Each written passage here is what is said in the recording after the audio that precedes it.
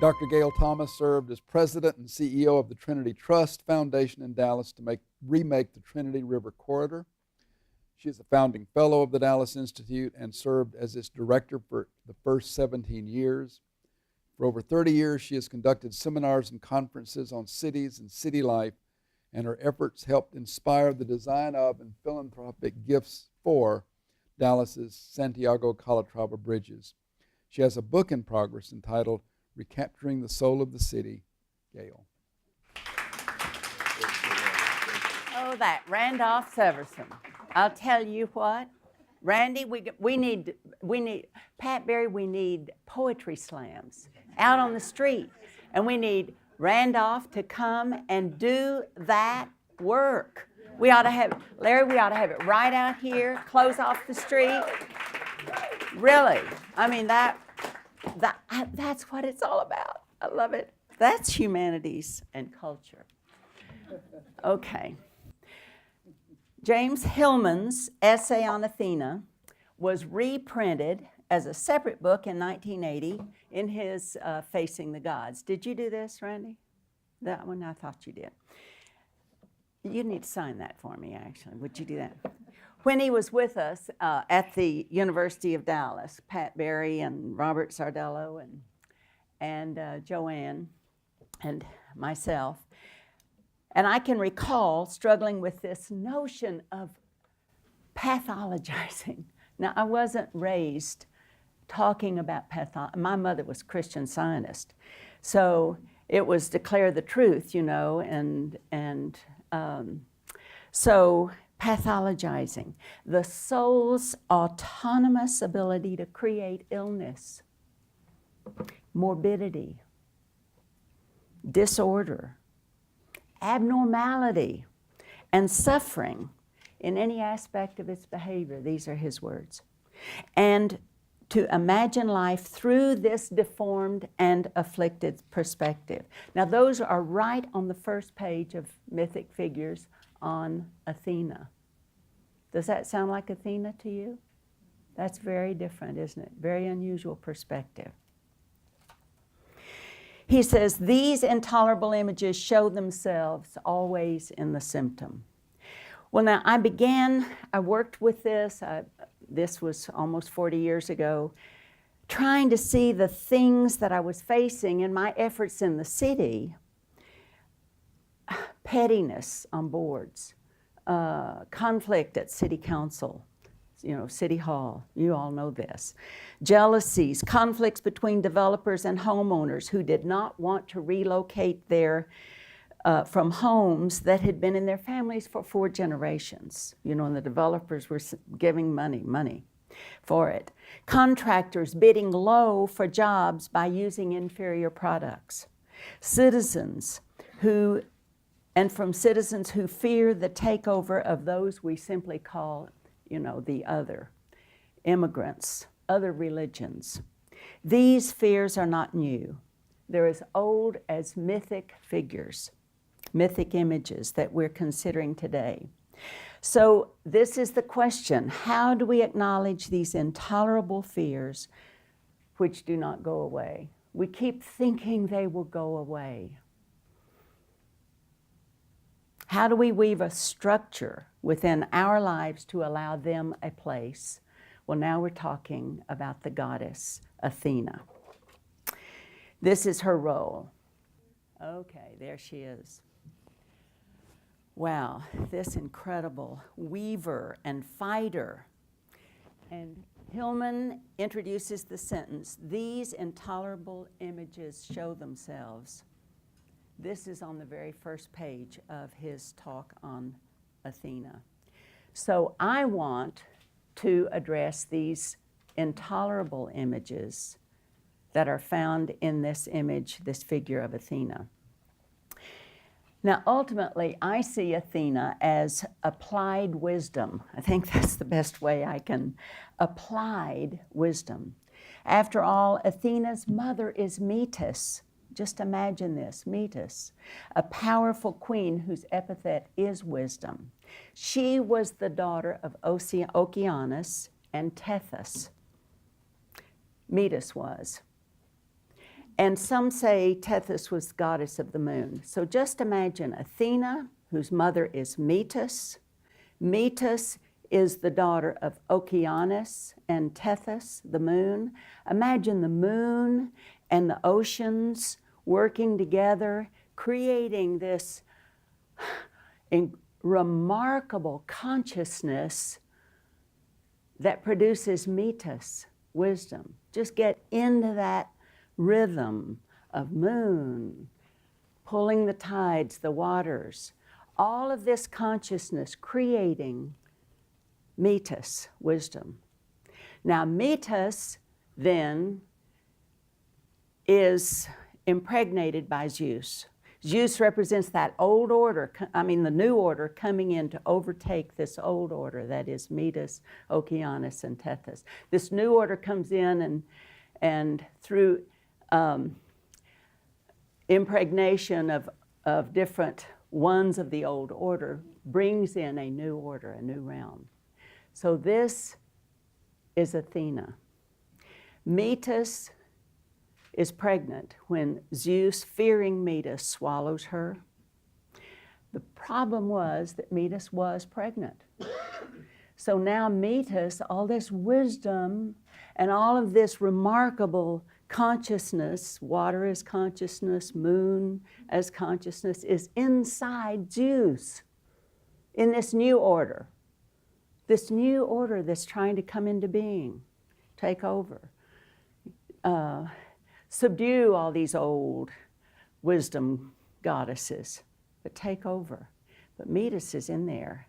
And pretty soon Zeus develops a fierce headache because it's time for Athena to be born. And out she bursts out of Zeus's head. And of course we know that story. She comes out full armored, ready for battle, charges out. And it's after she takes a few steps away from her father, Zeus, that she takes off her armor. And at that moment, the entire realm, the oceans had stopped, the sun had stopped, Helios had stopped, everyone was just stopped in their tracks by this fierce being bursting from Zeus's head. But after she takes off her armor, then the world begins to operate again.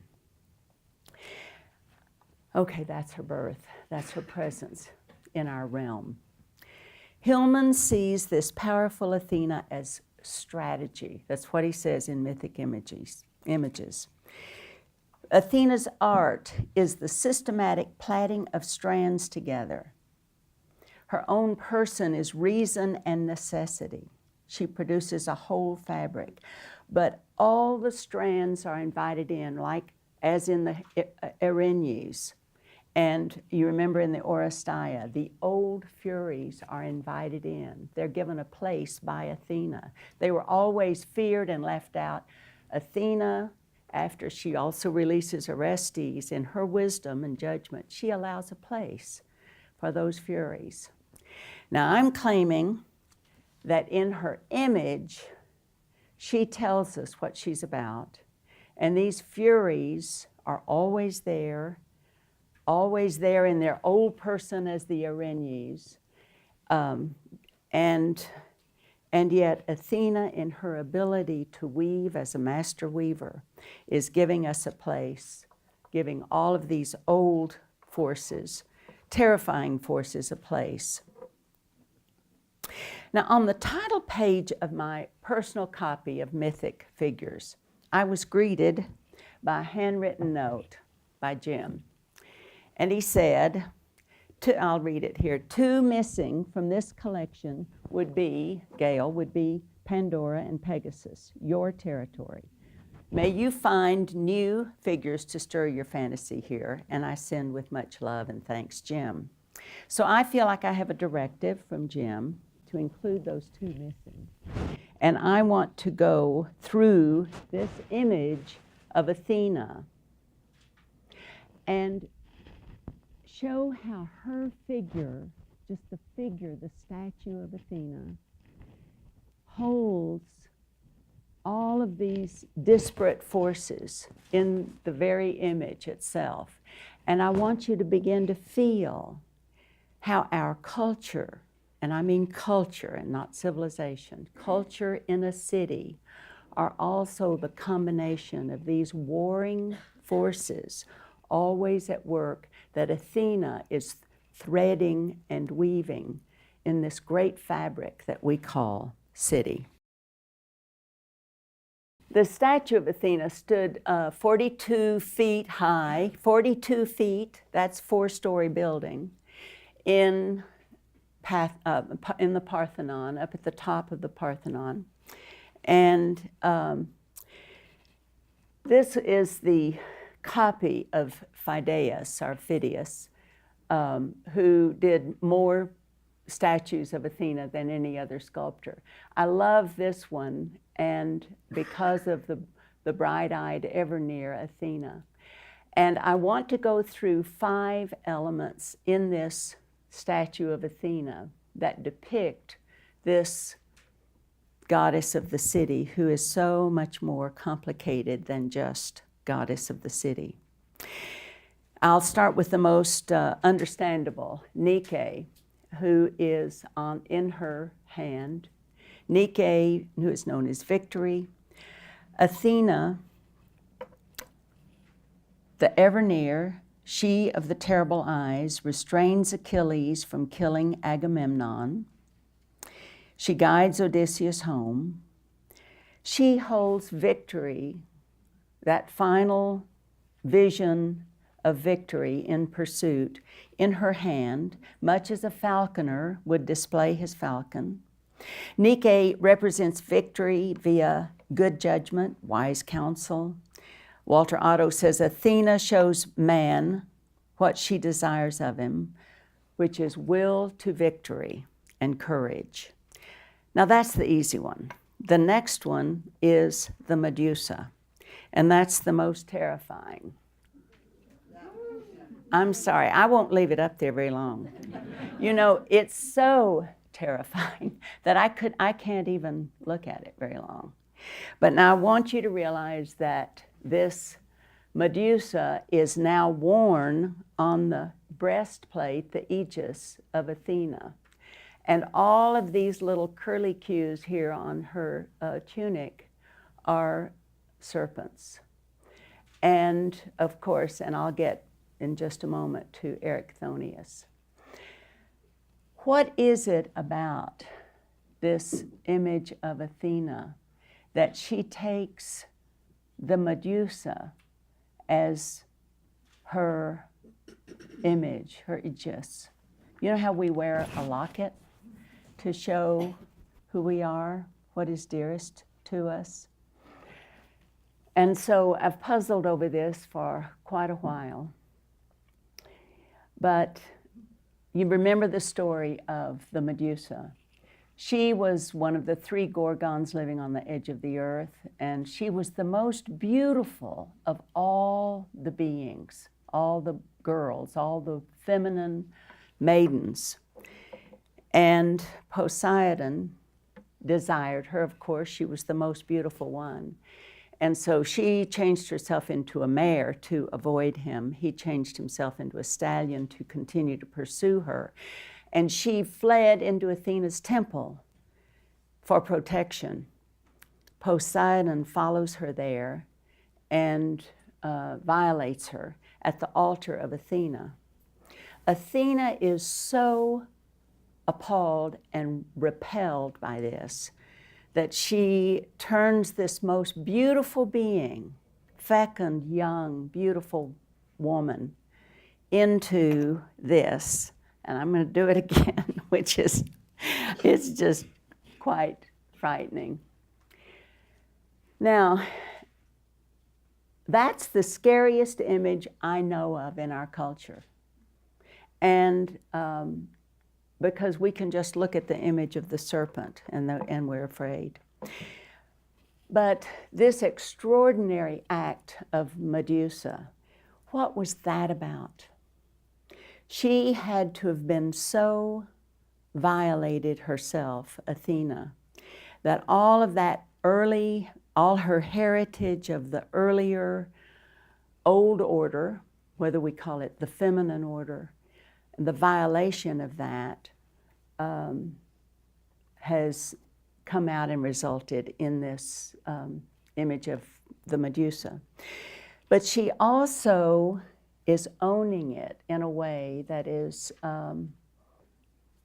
pathology. She is owning, she's carrying that, the most terrifying thing that we can imagine in our culture, and she's wearing it.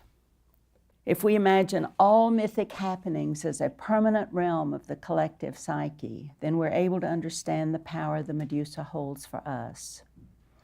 What does it mean for our most creative and fecund feminine energy to be frozen and stuck and stopped? It implies that the source, the deep well and fountain of our creativity is not available to us, but rather held in a stasis until a hero like Perseus comes along to cut off the head of the monster. And it takes a bold act to cut off the head of the Medusa. And when that happens, then, amazingly, what happens? Out springs Pegasus. And she wears Pegasus on her helmet. So it's an extraordinary thing that Athena carries all of these images. We know this pattern of being stuck, writer's block, depression, fear of our own inadequacy, and then whoosh, once the minute we're stuck, then something happens. We cut off the head and out comes some kind of creative inspiration. Now, in cities, we know that this was the state, and this was the state in Dallas in the 80s when we started the Dallas Institute. We had one of the worst economic declines we've ever had in our city in the 80s. And there was no building, no cranes, no construction.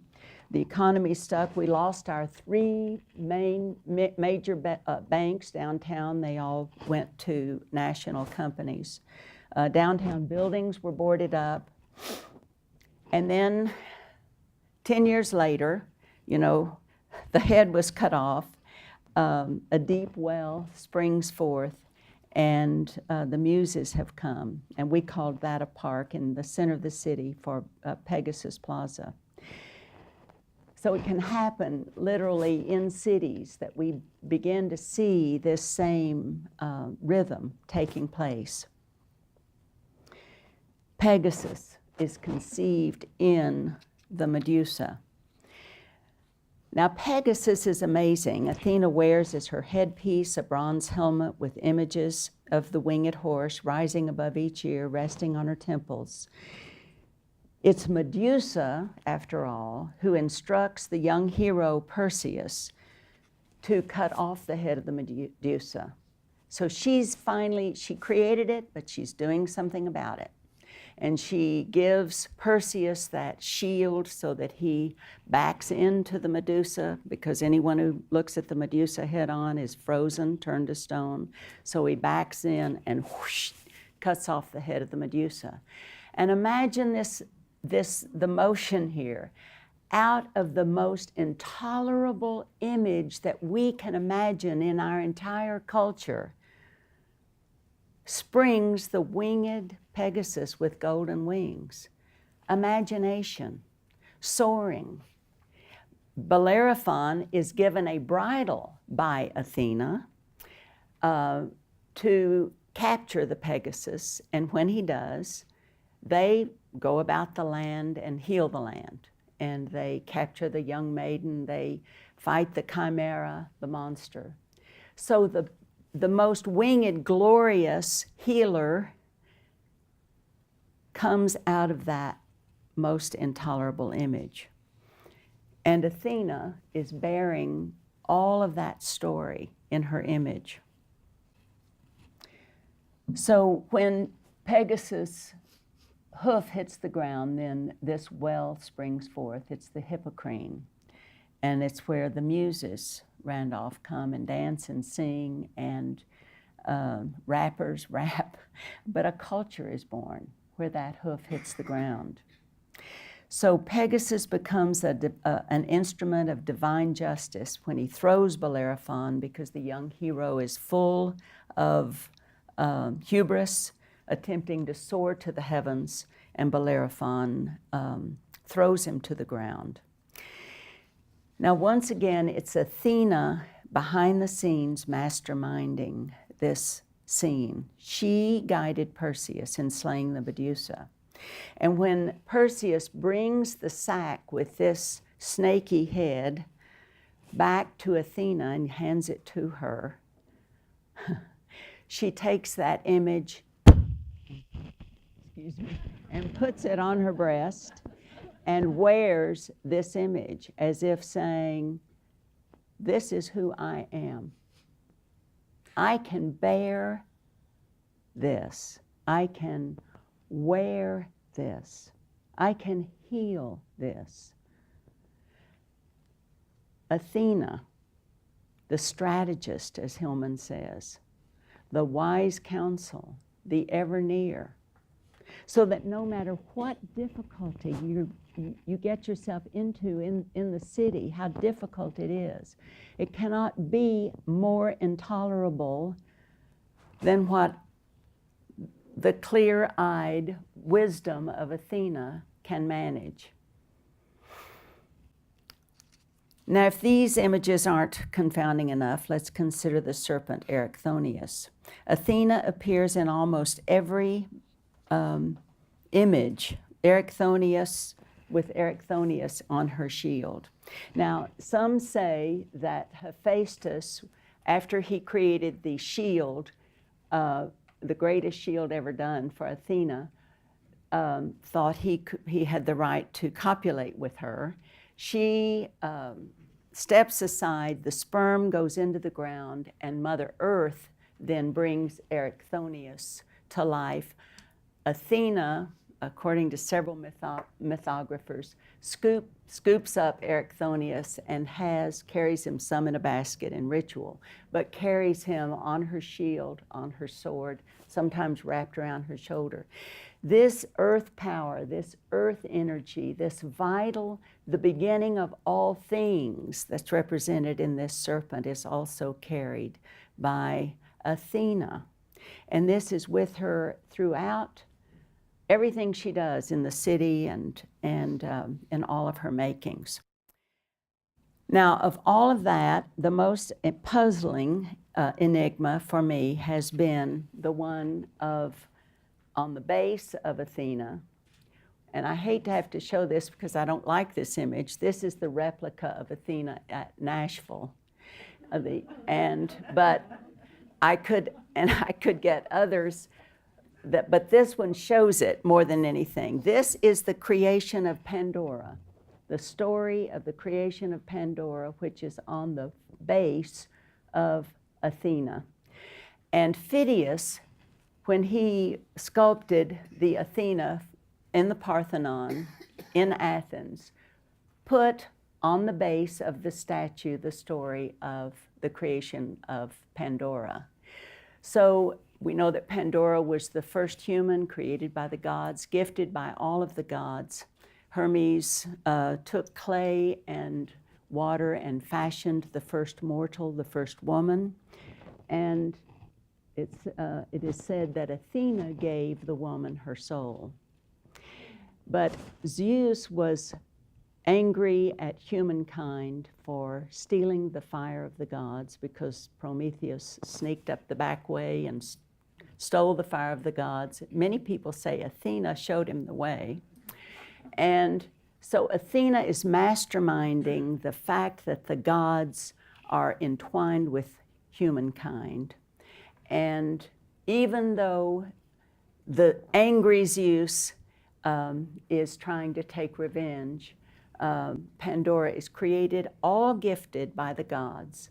Now, all of the remarkable conundrum, the difficulty of the gifts given to Pandora, Hermes gives her a cunning and thieving mind, says Hesiod. That story is the very base and basis of Athena's statue by Phidias. This is what I wanted to present. Jim Hillman went through such a remarkable statement about who Athena is in the film and the power of her as the goddess of the city.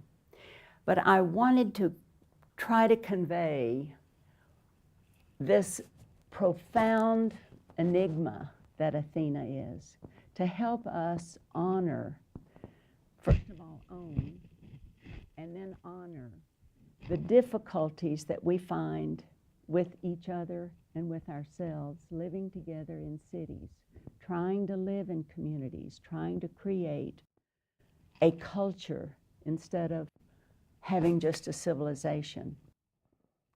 And her very image allows us to see that this is no small task, and she is the ever near, because she, of all the gods, engages every aspect, every spectrum of our being.